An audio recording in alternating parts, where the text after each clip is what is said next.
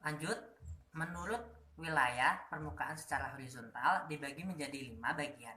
Yang pertama adalah epipelagik, yang kedua adalah mesopelagik, yang ketiga adalah batiopelagik, yang keempat adalah abyssal pelagik, dan yang kelima adalah hadal pelagik. Langsung saja yang pertama yaitu epipelagik dengan kedalaman 200 meter.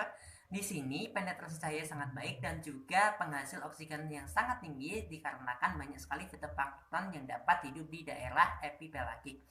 Kemudian di mesopelagik ini menurut kedalamannya yaitu 200 meter sampai 1000 meter.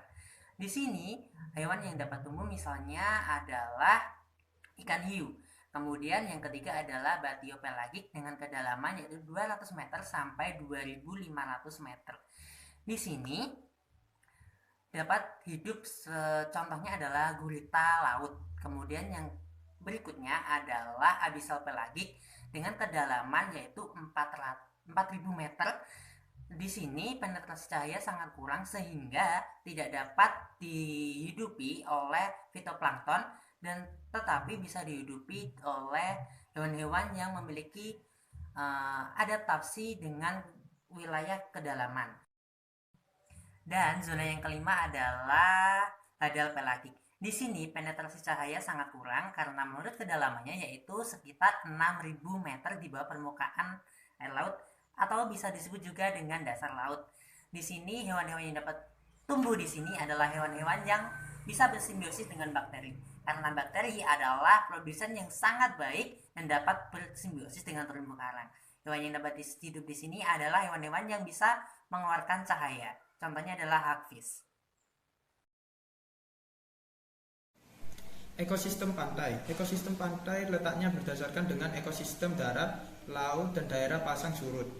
Ekosistem pantai dipengaruhi oleh siklus harian pasang surut laut. Organisme yang hidup di pantai memiliki adaptasi struktural sehingga dapat melekat erat di substrat keras.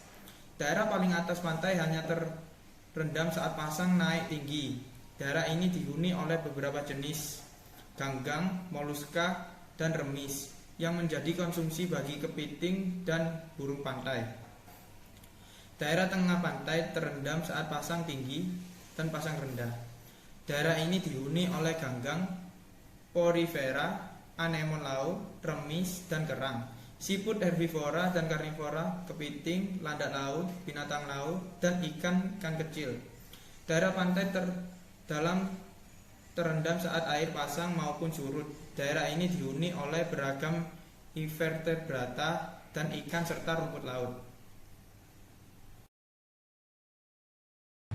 Formasi Pescaprae dinamakan demikian karena yang paling banyak tumbuh di gundukan pasir adalah tumbuhan Ipomoea. Pescaprae yang tahan terhadap hempasan gelombang dan angin. Tumbuhan ini menjalar dan berdaun tebal. Tumbuhan lainnya adalah Spinifex clitorius, rumput angin, Vigna europorbia, Atodo, dan Canawaillia martina. Lebih ke arah darat lagi ditumbuhi Crinum asiaticum atau bakung, Pandanus tectorius atau pandan, dan Scaeola frescens bakokan. Formasi Barringtonia. Daerah ini didominasi tumbuhan Barringtonia termasuk di dalamnya Wedelia, Thespesia, Terminalia, Guettarda, dan Erythrina.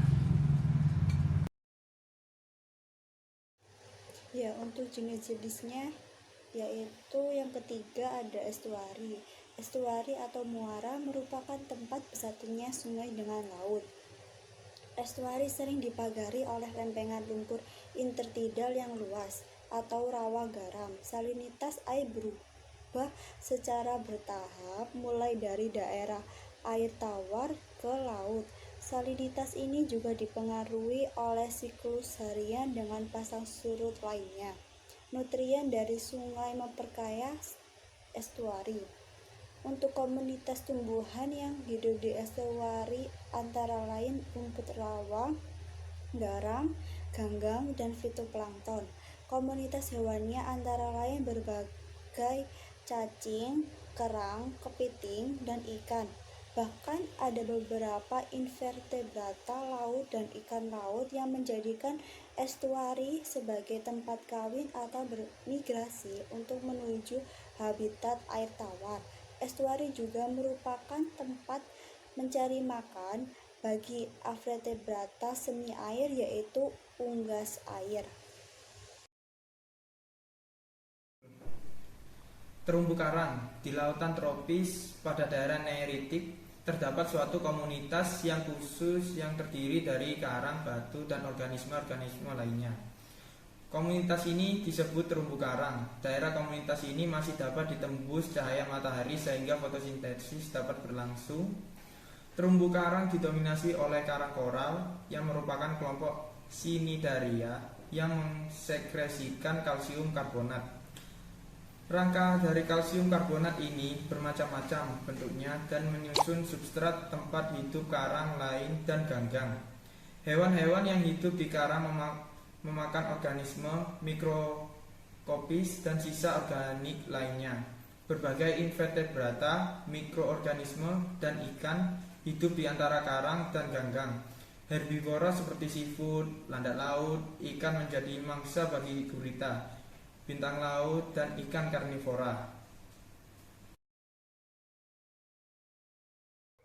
Lanjut, kita masuk ke ciri-ciri habitat dari air laut.